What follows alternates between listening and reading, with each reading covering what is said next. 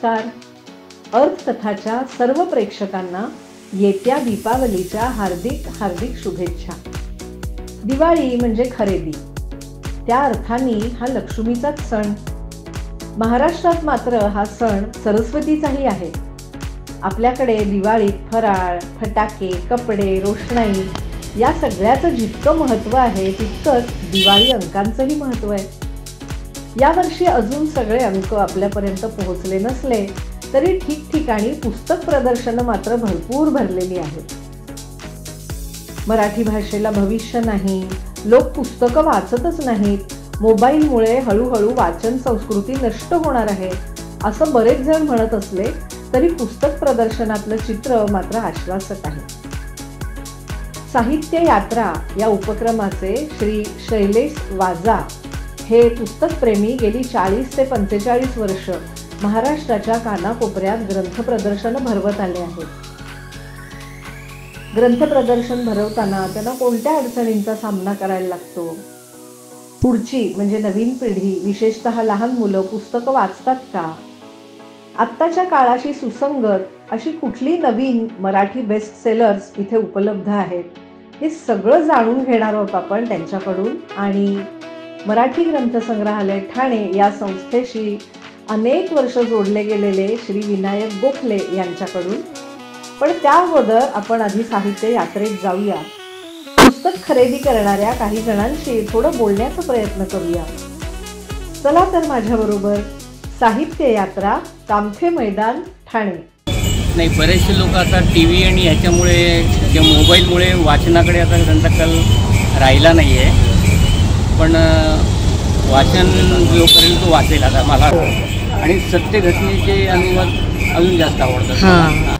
पुस्तकं विकत घेता की चाळायला आला तिकडे? नाही, मी पुस्तकं विकतच घेतो. माझ्याकडे आजही जवळजवळ 476 पुस्तकं आहेत. हे निसर्गप्रेमींसाठी असलेलं पुस्तक आहे, हे मार्टिन लुथर किंगचं पुस्तक आहे, केरियर रामस्वामींचंही मी पुस्तक. अच्छा, वेगवेगळ्या विषयांवरची पुस्तकं आवडतात. म्हणजे बरेचदा काय होतं की लोक ना फक्त सेल्फ हेल्प बुक पुस्तकं वाचतात किंवा रेसिपी वाचतात.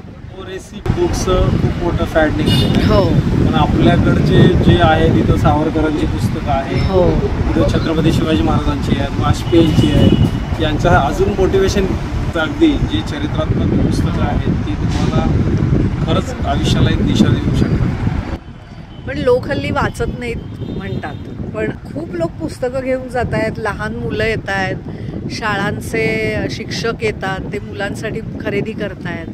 तुम्हाला खरंच असं वाटतं का की मराठी संपतेय असं वाटतं तुम्हाला? अजिबात नाही. जर तुम्ही पाहिलं की ठीक आहे, मोबाईलच्या जमान्यामध्ये हल्ली रील्समध्ये बरेच जण गुंतलेले असतात, पण जो वाचक वर्ग आहे आजही तो आहे. त्यांची मुलं नव्याने पुस्तकं वाचतायत.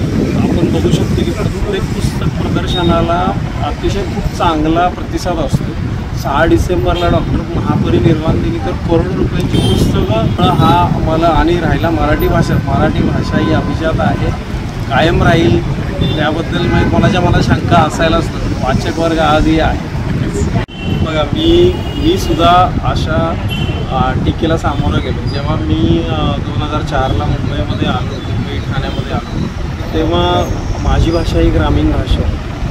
TR यांचा ग्रामीण टोन आहे, म्हणजे अशुद्ध भाषा आहे. पण मला जाणवायचं की आम्ही सुद्धा साहित्यिकांची पुस्तकं वाचतच मोठे झालो. म्हणजे शंकर पाटलांचा कथासंग्रह अस्सल ग्रामीण शैलीमध्ये, द मा मिरासदारांची असतील, अण्णाभाऊ साठेंची असतील, आत्रेंची पुस्तकं, त्यांची सुरुवातीची पुस्तकं, म्हणजे त्यांचं शालेय जीवन, त्यांची ती पुणेरी भाषा, सासवडची एक वेगळी भाषा आहे.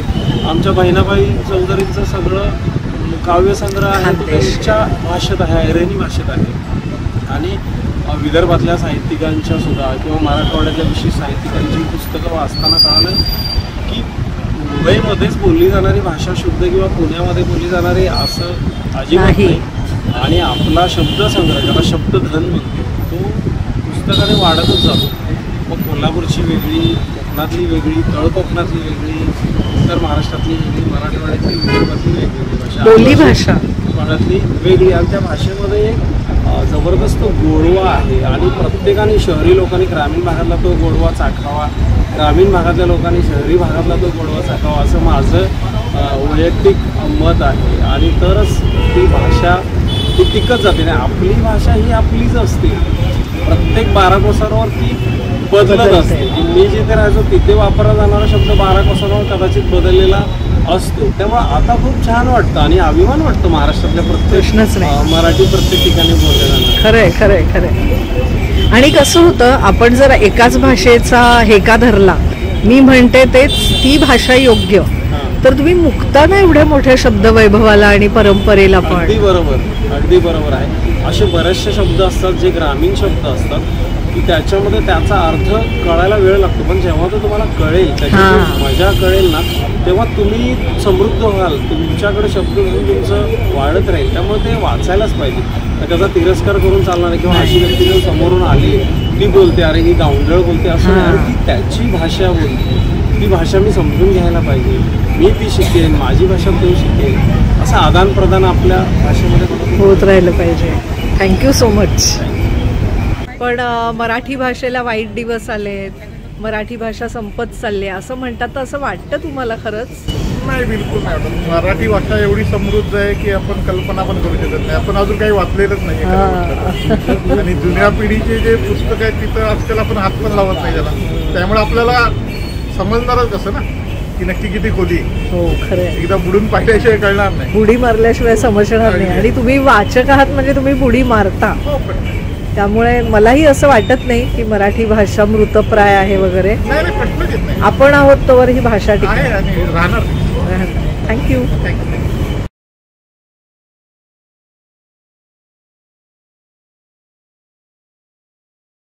नमस्कार. आज अर्थकथामध्ये आपण एका वेगळ्याच विषयावर बोलणार आहोत. ठाण्याच्या कामथे मैदानामध्ये ग्रंथ प्रदर्शन लागलंय, तिथे मी उत्सुकतेनं शिरले. या ग्रंथ प्रदर्शनाच्या निमित्तानं मी इथे शैलेश वाजा यांना भेटले आणि आमच्या ठाण्याच्या मराठी ग्रंथ संग्रहालयाचे गोखले सर, विनायक गोखले सर यांच्याशी माझी इथे भेट झाली. दरवर्षी श्री शैलेश इथे ग्रंथ प्रदर्शन लावतात आणि पुस्तकांची इथे तडाखेबंद विक्री होते. मराठी भाषा मरणप्राय झाली आहे, ती संपत चालली आहे अशी ओरड आपण बरेचदा ऐकतो.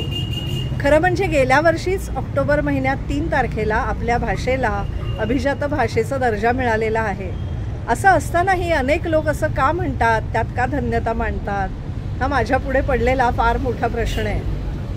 गोखले सरांशी बोलले, शैलेश यांच्याशी बोलले, तेव्हा असं समजलं की इथे मोठ्या प्रमाणात लोक येत आहेत, पुस्तकं खरेदी करतायत आणि त्या निमित्ताने आज आपण आधी गोखले सरांशी बोलणार आहोत आणि त्यानंतर शैलेश यांना वेळ मिळाला तर त्यांची मुलाखत मी छोटीशी घेण्याचा प्रयत्न करणार आहे.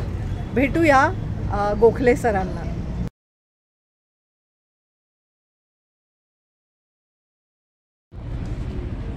सर नमस्कार.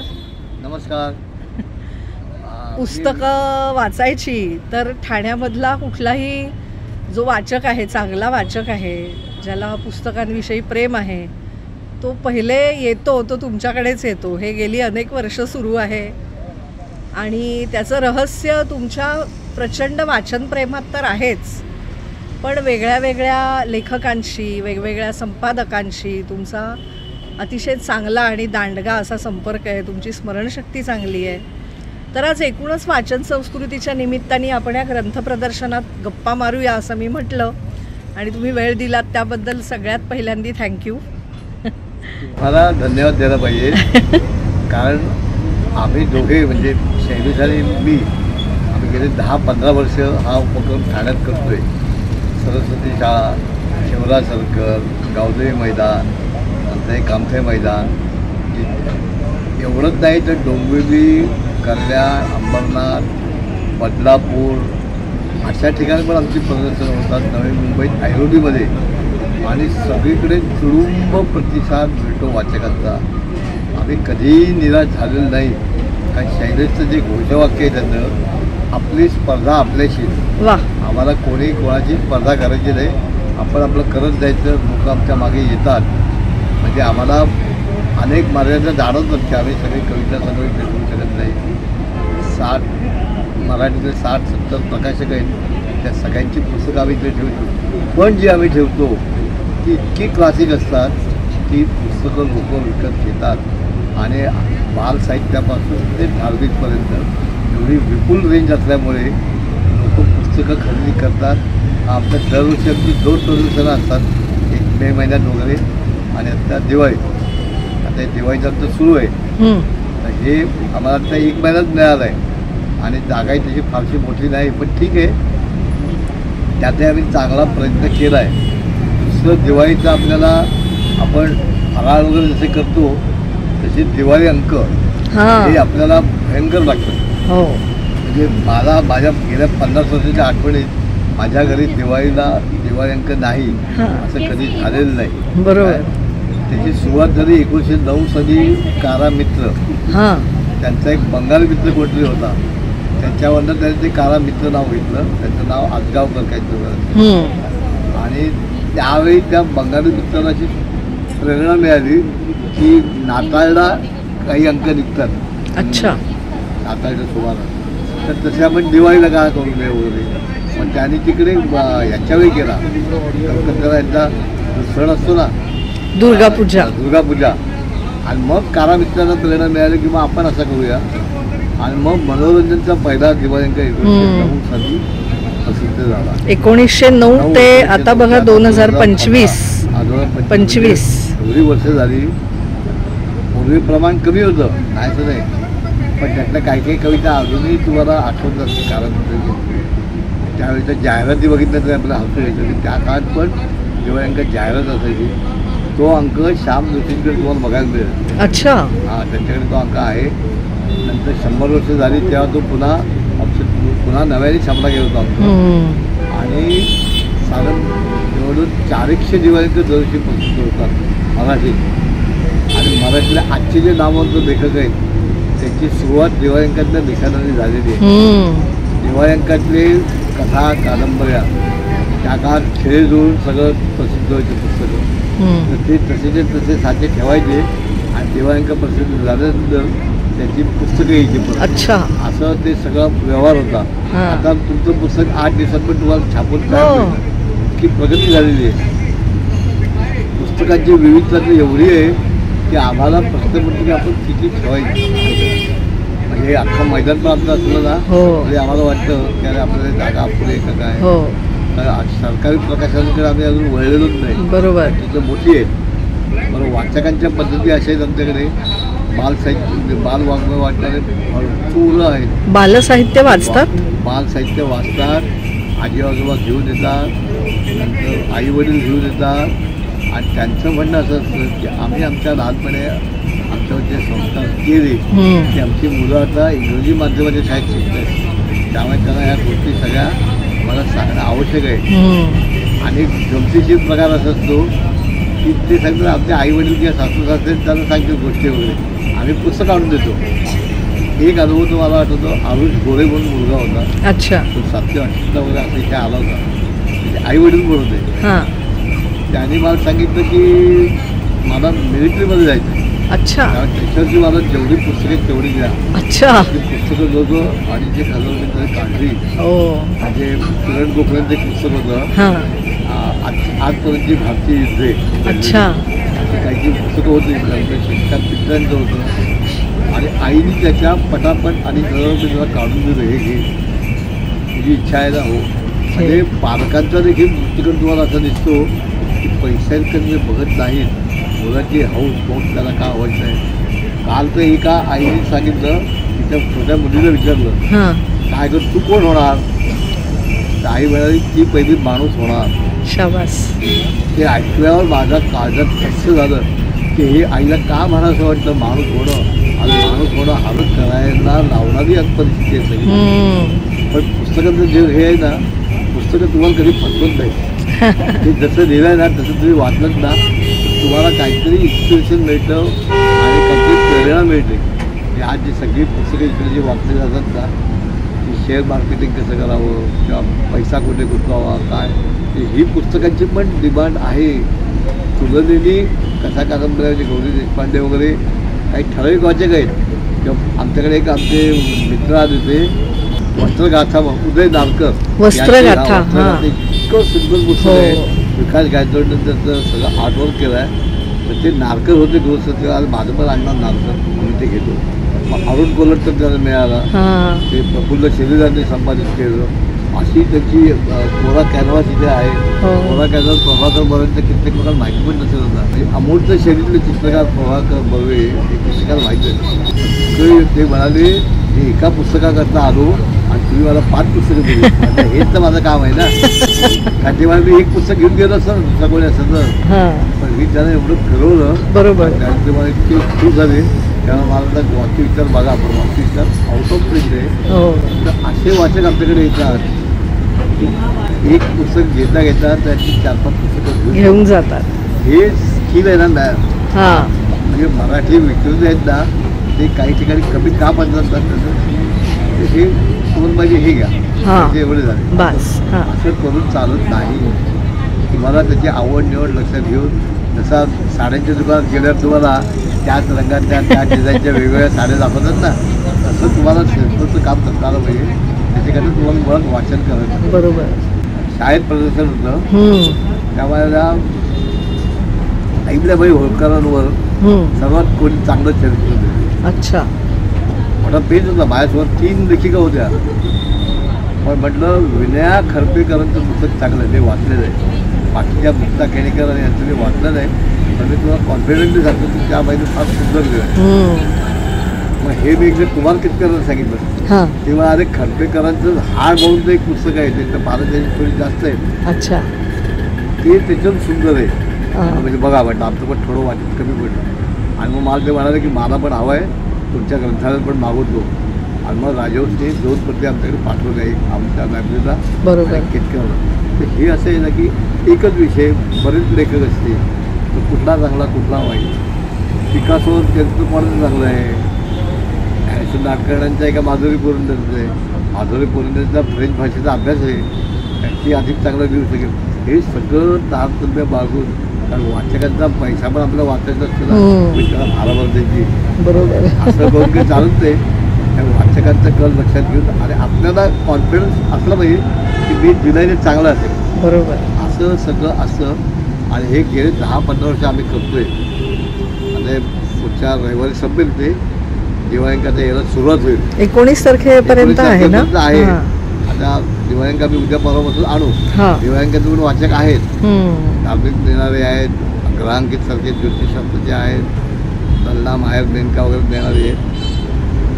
पण अजून सर्व काही संपलेलं नाही. काही जण म्हणतात किंडलवरनं वाचून कंटाळा येतो, मोबाईलवरनं वाचून कंटाळा येतो. पुस्तकं ही आम्हाला मध्यरात्री देखील उपयोगी पडतात. निरंजन उद्योगींनी मला एकदा सांगितलं की माझ्या घरी 250 कविता संग्रह आहेत वेगवेगळ्या कवींचे. म्हटलं काय तेवढे? तो म्हणाला ग्रंथालयात ना आणणं कसं शक्य आहे प्रत्येक वेळी. एकदा त्याला अशी उक्की 12 वाजता 2 पिढा वाजायची आमच्याकडे होता, तरी काढलं कमांडर पुस्तक वाचून बसला. तर हे आमच्याकडे बऱ्याच जणांकडे होतं की अचूक जोरमध्ये संपूर्ण आहे. विश्वास पाटील आहे, नंतर आता जे भैरप्पा गेले त्या भैरप्पाच्या सगळ्या कादंबऱ्या असणारे आहेत. असे कित्येक आमच्याकडे वाचक आहेत की एक एक लेखक पूर्णपणे त्यांनी बनवलेला आहे. गोखले सर पुस्तकांच्या माध्यमातून अनेक जणांशी जोडले गेले. आम्ही जेव्हा कोणत्याही साहित्यिक सांस्कृतिक कार्यक्रमांना जातो त्यावेळेला गोखले सरांशी अनेक लेखक, संपादक, प्रकाशक अतिशय आस्थेने बोलताना आम्ही सगळेजण पाहत असतो. तर हे मैत्र त्यांनी कसं जोडलं, पुस्तक विश्वात त्यांनी कशी मुसाफिरी केली, वेगवेगळ्या प्रकारच्या माणसांची कसं घट्ट नातं प्रस्थापित झालं, ते मी त्यांना विचारणार आहे आता. पुस्तकांकडून माणसांकडे असा तुमचा प्रवास आहे. म्हणजे जशी तुम्ही पुस्तकं वाचता तशी तुम्ही माणसंही वाचायला शिकलात, तुमची चांगली जवळीक निर्माण झाली, त्यातून तुम्ही खूप समृद्ध झालात. तर ते कसं घडलं? त्याचं कारण म्हणजे 1970 साली एल फॉर लव्ह अनिरुद्ध पुनर्वसू यांचा कथा संग्रह वाचला. तर तिथेच आम्ही गेलो की ते बाजूला ब्राह्मण समिती एका जिन्याखाली पानवलकर ग्रंथालय आहे. आणि त्या बाई होते, त्यांच्या ग्रंथपाल वगैरे म्हणणं शक्यच नाही त्यांना, त्या एक कुठलं पुस्तक काढून द्यायच्या आणि आम्ही घेऊन यायचो. आणि तो कथा संग्रह वाचला मी आणि हे सगळं काही अद्भुत आहे.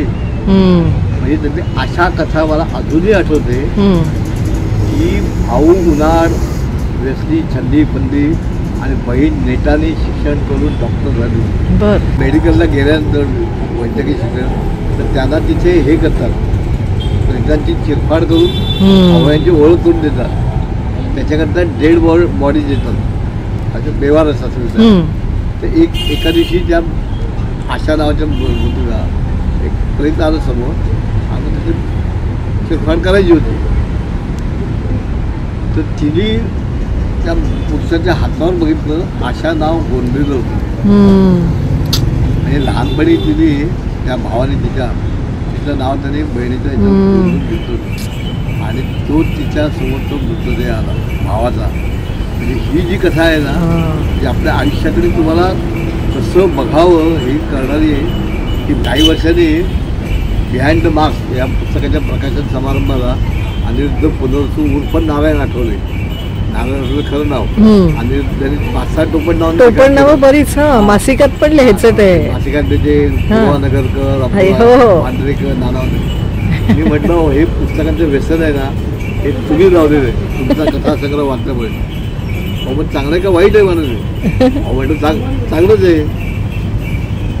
नंतर मला मागाची ग्रंथसंग्रहालयात वयाच्या 25व्या वर्षी कार्यावर म्हणून काम करण्याची संधी मिळाली. अच्छा. यू कांट बिलीव्ह, 25व्या वर्षी एवढ्या मोठ्या संस्थेचा कार्यावर आणि बाकीचे सगळे पदाधिकारी माझ्यापेक्षा वयाने अनुभवाने दुप्पट, पण त्यांनी मला सगळं सांभाळून घेतलं, मला पूर्ण स्वातंत्र्य दिलं. बाळ सामंतांच्या घरी आम्ही गेलो, शारदोत्सवात ज्याचे कार्यक्रम असतात त्याचे ठेवायचे. बाळ सामंतांकडे आपला दूध रेकॉर्डिंग बालगंधर्वांपासून सगळं स्कूलचं रेकॉर्डिंग असायचं. तर आम्ही त्यांना म्हटलं, मी आणि आमच्या कार्य होते आपटे, म्हटलं असा कार्यक्रम आहे, रात्री 9:15 9:30 वाजता कार्यक्रम आहे, 10:30 11 संपेल मग येईल मी म्हणाले. अच्छा. काय तुमच्या ग्रंथालयात मी आमच्याकडे ते पब्लिसिटी ऑफिसर होते, त्यांनी 2 कपाटामध्ये कपाट भरून पुस्तक पण आम्हाला दिलं होतं. येईल म्हणाले भाव्यांच्या ग्रंथालय. आणि आम्ही कोणीच नाही म्हटलं भाव्यांच्या ग्रंथालय काय. नंतर म्हटलं आम्ही तुम्हाला मानधनावर फक्त 75 रुपये देऊ शकतो. आमची काय किती सालचे 75? हे 76चे वगैरे. अच्छा अच्छा अच्छा. 50 वर्षापूर्वी. तेव्हा तुम्ही कोण मानधन देणार आहे? अच्छा. मला विविध भावांच्या ग्रंथालयाने बोलवलं आहे, तुम्ही जा, मी येतो म्हणाले. आधी कार्यक्रम अपत्रित झाला. मग रवी हेरवाडकरांकडे गेलो, मखर वाङ्मयाचे अभ्यासक. ती पण मला तुम्ही कोण मानधन देणार आहे? मी येतो. आम्हाला लाज वाटत जेव्हा 75 रुपये देतो ते काय. मग ते आले सगळे. त्याच्यात तितके एक एक उभाव असेल, गंबा सरदार असेल, की एकदा तर छोटा गंधर्व आले त्यांना गप्पा मारायला. कमाल. तेव्हा मी गाळा मिळणार काही नाही, तुम्हाला काय प्रश्न गप्पा मारूया. आणि अशी लोक येते ना, साहित्य संमेलनाला गेलो, आणखी कुठे गेलो, लेखक. आणि प्रत्येक लेखक काय सांगतो माहिती का, गांगर, आता गांगर आणि कुमार हे माझे ग्रंथालयामध्ये जोडले गेलो. 75 साली ग्रंथालय सुरू झाली, तेव्हापासून मी ॲक्टिव्ह मेंबर. ॲक्टिव्ह म्हणजे काही कार्यक्रम असेल की मी आहे तिथे, काय असेल गायनातला लायब्ररी काही करायचं असेल तरी पण आहे. अरुण साधूनीचं मला सांगितलं, तू नाव सांगू नकोस, ग्रंथालय म्हणून तुझं नाव सेव्ह केलेलं आहे मोबाईलमध्ये. असं म्हणजे हे सगळं आलं. किती ग्रंथालय, शेकडो मित्र आहेत माझे, वाचक ज्यांना माझे हजेरी अगदी पोद्दार कॉलेजमध्ये असल्यापासून गेलेलो मी, याचं नाही. हे सगळे मित्र जोडले गेले. कुमार कीर्तनांच्या घरी तरी त्या काळात आजही त्यांच्या घरी जायचं असेल ना, तर मला 1.5-2 तास सांगतात राखून ठेवतो आपण, कारण त्यांच्या घरी पुस्तक आहे. हो ना, वेळ लागली एवढी पुस्तकं आहेत. अफाट माणसं आहेत, अफाट माणसं आहेत. अफाट म्हणजे काय, म्हणजे संग्रह किती करावा. खरंच आहे. तर असे साधूंच्या घरी पण आम्ही गेलो. तसे अंगल म्हणजे तर काय सगळ्यांचे गुरु आहेत अगदी. वाचन आणि निरीक्षण आणि ते सगळ्यात, या सगळ्यांचं गुण मला काय जाणवलं ते का, ते दुसऱ्याचं म्हणणं शांतपणे ऐकून गेलं, अजिबात प्रतिवाद करत नाही. तुला काय सांगायचं सांग. निशाणी डावा अंगठा ही कादंबरी कांगल सांगत होते रमेश इंगळकरांनी. तास 1.25 तास त्यांना ऐकवली. कांगल सांगायचे पुढे बोल पुढे बोल पुढे. कांगल मला 80च्या 80 जर असेल कादंबरी तर मी 1 महिन्यात छापतो. 1 महिन्यात छापली. तर ही जी सगळी माणसं ना, आणि मला त्यांच्यावर शिकायला मिळालं. ग्रंथालयात तर एवढे वर्ष मी मध्ये गॅप पडली काही, पण ठाणे जिल्हा ग्रंथालय संघामध्ये एक मोठी संघटना आहे. तिथे तर मला विविध पदांवर काम करायला मिळालं, इतकं काम करायला मिळालं की मला ग्रंथालय संचालनालयाचा राज्यस्तरीय कार्यकर्ता पुरस्कार मिळाला आणि सगळ्या ठाणेकरांसाठी त्याचा एवढा अभिमान वाटतो आम्हाला. राज्यस्तरीय खरोखर की हा याच्याकरता फार ताऊन सुराखून तुम्हाला द्यायला लागतं. हो. म्हणजे जे 3-3, 4-4 माझ्या चाचण्या झाल्या त्या. हो ना. एक झालं, नंतर बाकीच्या राज्यात निर्णय आलेले अर्ज, पण त्याच्यात मला नाही खोकले राज्यस्तरीय पात्र आहेत, प्रश्नच नाही. आणि तो कार्यक्रम मागच्या वर्षी झाला 24मध्ये. त्या कार्यक्रमाला आवर्जून कुमार कितकर आले होते आणि स्टेजवर माझ्या शेजारी होते. चंद्रकांत दादा त्यांना बोलवलं वर, अहो तुमच्या अग्रणी पुस्तक होतं, आम्ही मोठे झालो या. हे जे अहो हे सोपं नाही. एवढा खासदार होता त्यावेळी, त्यांनी सगळी कामं त्या दिवशी बाजूला ठेवून माझ्याकरता चर्चेतनं येणं सोपं नाही. काहीतरी म्हणजे हे फक्त मला पुस्तकांमुळे मिळालेलं आहे. कित्येक प्रकाशक मला सांगतात, कुठले तुम्ही आहात ना, काही लोक प्रकाशक कशाला, आमच्यासारखे वाचक आहेत ना, कुठे अडलं की आम्ही पहिलं तुम्हाला फोन करतो आणि आमचे सगळ्या समस्या, कुठलं पुस्तक वाचू, कशी पुढे जाऊ, हे सगळं तुम्ही आम्हाला शिकवलं. कारण ते काय असतं की प्रकाशकांचं देखील सहकार्य लागतं की एखादं पुस्तक मला हवं आहे, पत्ता पाठवा, मी तुम्हाला पाठवतो. पण माझे फार चांगले मित्र होते, पद्मकथा प्रकाशन त्याने काढलं, अरुण जाखडे, त्यांची सेलिब्रेट पुस्तकं. त्याने एक लेख लिहिला होता, आम्ही दर्जेदार पुस्तके जास्त किमतीत विकतो वगैरे असं काय शीर्षक. ललितला जेव्हा 50 वर्ष झाली ना, एक मोठा विशेषांक होता, त्याच्यात मारगावकरांचं प्रतिभा प्रकाशन जाकडे. मी त्याला म्हटलं, तुम्हाला कोणी सांगितलंय शक्य विकायला, तुम्ही विका ना. म्हणजे प्रतिभा प्रकाशांची पण पुस्तकं नंतर ते गेलं तर बंद पडलं. आता काही श्रीविद्याची जी पुस्तकं बघितली ना, अजूनही पुढच्या पिढ्या चालूच नाही. कॉन्टिनेंटल असेल, श्रीविद्या असेल, राज देशमुख आहेत, कॉन्टिनेंटल आहेत ना, वर्षाला 5-10 टायटल असेल. पण आता मौज आहे. पण आता मराठीत सध्या अशी परिस्थिती आहे की संपादकच नाही कोणी. हे पोलीस शेपू भागवत होते, राम पटोले होते, इकडे भटकळ बघायचे, आता भटकळ पण थकले. त्यामुळे पुस्तकं निवडायची कुठली कशी संपादकीय संस्कार हे अगदी काही जण मान्य. कवीचे सांगतात, माझ्या कवितेतला एकही शब्द बदलायचा नाही, पण शेपू आणि राम पटोले असं कौशल्याने सांगायचे. पण ते तुम्ही म्हणता ते बरोबर आहे हो, त्याला असं करून बघा ना, आग्रह नाही पण जरा करा. म्हणजे ती राघव बोराणेंची जी कादंबरी आहे पाचोळा, ती शेपूने त्यांना 5 वेळा लिहिलेलं होतं. अरे बापरे. आणि त्यांचे मित्र म्हणाले, त्या कादंबरीचं नाव बदल, पाचोळाच्या ऐवजी 5 वेळा करतो. पण लेखकांकडे पेशन्स होतं त्या काळात. महात्मा चित्रपटाचं जे आत्मचरित्र आहे ना, ते 10 वर्ष जवळजवळ होतं. चकवा चांदण बद्दल. पण आता जे झालं आहे ना, ते सोनं आहे. सोनं आहे खरंच. आणि त्याच्यात चित्रपटाचं एक वाक्य मला फार आवडलं की ज्या दिवशी तुम्हाला अनुभवाविषयी तुमचं संपलं ना, त्या दिवशी तुम्ही घेणं थांबव. खरंय.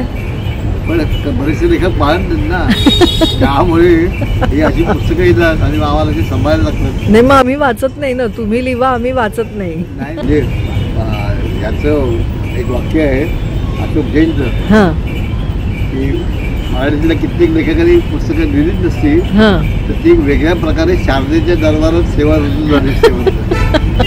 हे जे सगळं आहे ना, पण आपण आता कोणाला आणू शकत नाही ना. 60 वर्ष झाली की आठवणींच्या साठवणी वगैरे आणि पैसा आहे. आता 40-50 हजार रुपये खर्च करू शकतो तुम्ही, कोण करणार याचा, काय का.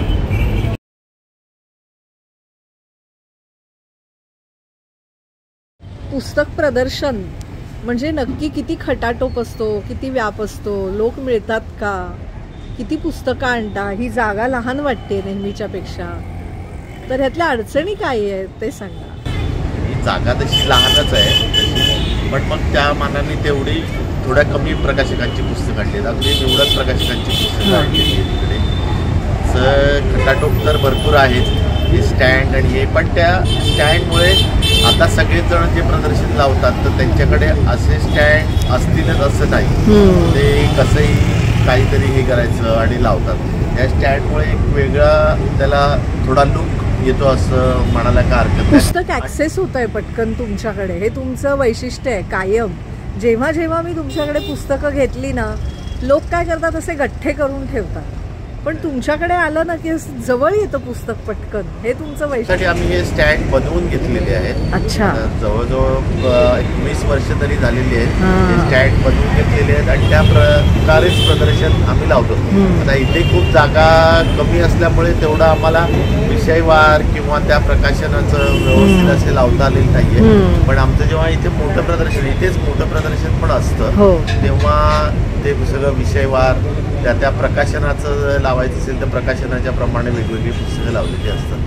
आता काय झालेलं आहे की ह्या क्षेत्रात नवीन ज्यांनी म्हणजे आपण म्हणतो यंग ती मुलं किंवा मुली, समजा जर मुली पण काय ह्या याच्यात येत नाहीत, कारण हे एक तर कष्टाचं काम आहे. बरोबर. आणि त्या मानाने या व्यवसायात तेवढे पैसे नाही म्हणण्यापेक्षा ते मराठी पुस्तकांमध्ये नाही, कारण मराठी पुस्तकाच्या प्रकाशकांचं डिस्काउंट खूप असं लिमिटेशन आहे त्याला. तर त्याच्यामुळे त्यांनाही देता येत नाही, त्यामुळे आम्हाला लोकांना देता येत नाही. लोकांची खूप वेळा कंप्लेंट असेल, अरे पुस्तकांच्या किमती वाढलेल्या आहेत, तुम्ही सवलत देत नाही.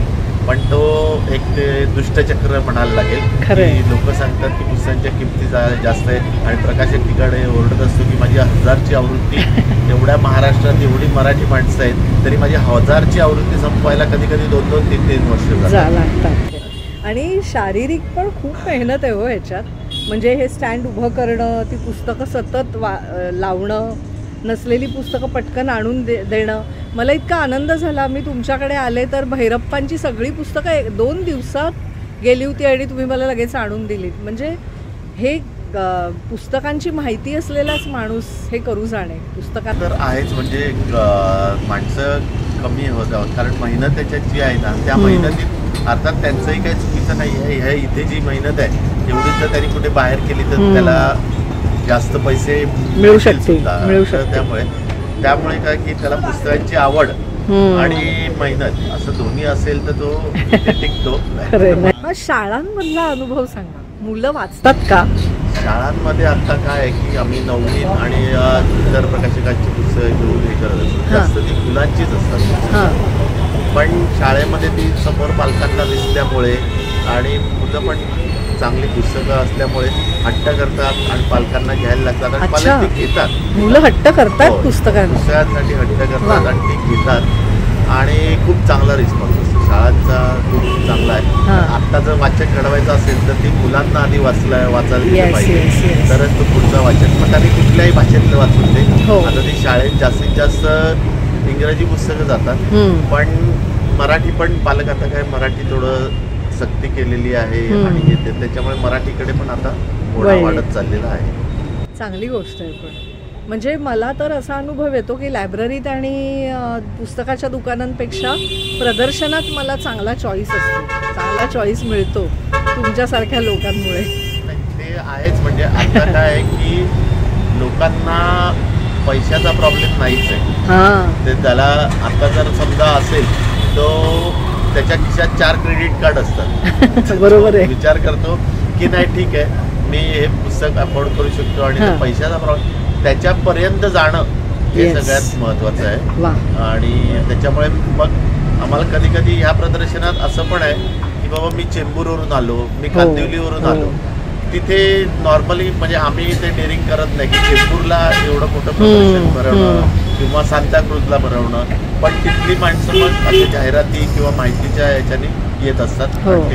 तर त्यांचा खूप आम्हाला चांगला रिस्पॉन्स. काल ते एक वाचक नवी मुंबईतनं आले होते, आज हे धन्वंतर साहेब आहेत ते बदलापूरहून आलेत. मी बघते नाही, पण ही तुम्हाला दिलेली दाद आहे. झाली पण तरुणपणी सुरुवात केली अगदी. हो, अगदी तरुणपणी सुरुवात केली. इथे ठाण्यातच ढवळे ग्रंथयात्रेचं प्रदर्शन भरलेलं आणि त्यावेळी त्यांना माणसांची हे होती पाहिजे होती, तर त्यावेळी मी तिथे त्यांच्या प्रदर्शनात लागलेलो. आणि मग नंतर कालांतराने तिथे जवळजवळ 10 वर्ष होतो. कालांतराने ढवळे ग्रंथयात्रा काही आर्थिक याच्यामुळे बंद पडली. त्यानंतर मग आमच्यासमोर पर्याय नव्हता. रमेश राठोडेकर म्हणून आहेत, आता अक्षरधारा मोठं हे आहे पुण्यात. अक्षरधारामध्ये जवळजवळ 5 वर्ष होतो आणि मग 5 वर्षानंतर मग स्वतःचं साहित्य यात्रा सुरुवात केलं. साहित्य यात्रा, खूप शुभेच्छा साहित्य यात्रेसाठी. बद्दल प्रेम असलेला माणूसच करू जाणे, त्यामुळे तुम्ही ठाण्यात प्रदर्शनं भरवत राहा, आम्ही नेहमी येत राहू. पुस्तक प्रदर्शनात आलेल्या बऱ्याच जणांना मी तुमचे आवडते लेखक कोण असं विचारलं, तेव्हा गाडी पु ल देशपांडे, वपू काळे, शिवाजी सावंत, रणजित देसाई यांच्या पुढे काही सरकेच नाही. मग अनायसे गोखले सर आपल्याबरोबर आहेत, म्हणून मग मी आता त्यांनाच विचारते की ताज्या दमाचे आधुनिक लेखक तुमच्या आवडीचे कोणतेही 5 सांगू शकाल का? बघूया ते काय म्हणतात. नवीन पिढीत पण ताज्या दमाचे लेखक आहेत, ते सातत्याने चांगलं लिखाण करतायत. साहित्य अकादमी पुरस्कार मिळालेले जर लेखकांची नावं पाहिलीत तुम्ही तर एक आता जे टिलरिंगचा जो व्यवसाय पूर्वी होता त्याच्यावरचं एक देवीदास सौदागरचं पुसवण म्हणून ही आत्मचरित्रात्मक कादंबरी आहे. 2 वर्षापूर्वी काहीतरी साहित्य अकादमीचा पुरस्कार मिळाला. त्यांनी त्यांचं सगळं आयुष्य जे आहे, आज टिलरिंग व्यवसाय जवळपास नष्टच चाललेला आहे, कारण रेडीमेडमुळे हे सगळं आक्रमण झालेलं आहे. ती एक कादंबरी आहे. आत्ता यावर्षी जो पुरस्कार जाहीर झाला, खोल खोल दुष्काळ डोळे, प्रदीप कोकरे, तो पण अवघ्या 140च्या आतला लेखक आहे तो. त्याची पण कादंबरी आहे.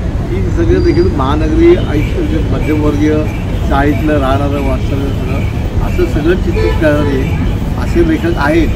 नंतर तुम्हाला एक पंकज भोसले, आपला ठाण्याचा लेखिकाचा तो पंकज भोसले देखील इंग्रजी साहित्याचा उत्तम वाचक, संग्राहक, अभ्यासक आहे. आणि तो लोकसत्तेमध्ये पत्रकार घेऊन गेलेला आहे. आणि शनिवारचं जर तुम्ही इंग्रजी पुस्तकाची दखल बघितलं तर बरेच वेळा पंकज भोसलेने आपल्याला वेगवेगळ्या लेखकांचा पाश्चिमात्य, आता मुकल पात्र वगैरे असतील त्यांचा परिचय करून दिलेला आहे. गणेश मतकरी म्हणजे रत्नाकर मतकरीचा मुलगा, म्हणजे त्यांच्या घरी सगळेच लेखक. मतकरींनी पहिलं समकालीन त्याचा एक कथासंग्रह काढला, नंतर त्याचे सतत कथासंग्रह येत गेले. सिनेमाचा तो उत्तम अभ्यासक आहे. आणि ग्रंथांवरचा पण एक त्याचा कॉलम होता ललितमध्ये, त्याच्यावर पण पुस्तक आलेलं आहे. असे हे लेखक आहेत. दुसरा लेखक आहे शरद बाविस्कर, त्याची आत्मचिंतन घोडा कादंबरी आहे. त्यांनी टोक गाठला आहे जेवढं पिक्चर, ते सगळे अनुभव अतिशय प्रेरणादायी सगळ्यांना ठरणारे आहेत. की आज लोकांना वाटतं की आम्ही आदर्श कोणाचा घ्यावा, त्यांचा आदर्श घ्यावा अशी कोण आहेत आपल्याकडे.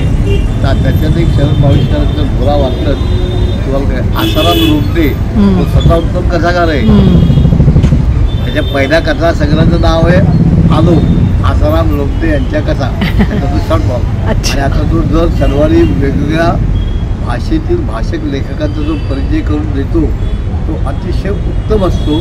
आणि ते त्या लेखकांनी त्यांचं भावविश्व कसं समृद्ध केलं ते आपल्याला उपयोगी पडतं. म्हणजे आपल्याला देखील असं वाटतं की आपण वाचावं, जरी हिंदीमध्ये असेल किंवा अन्य भाषेत असेल. प्रणव सखदेव हा एक जे अनुवादक पण आहे आणि कादंबरीपार कथाकार आहे.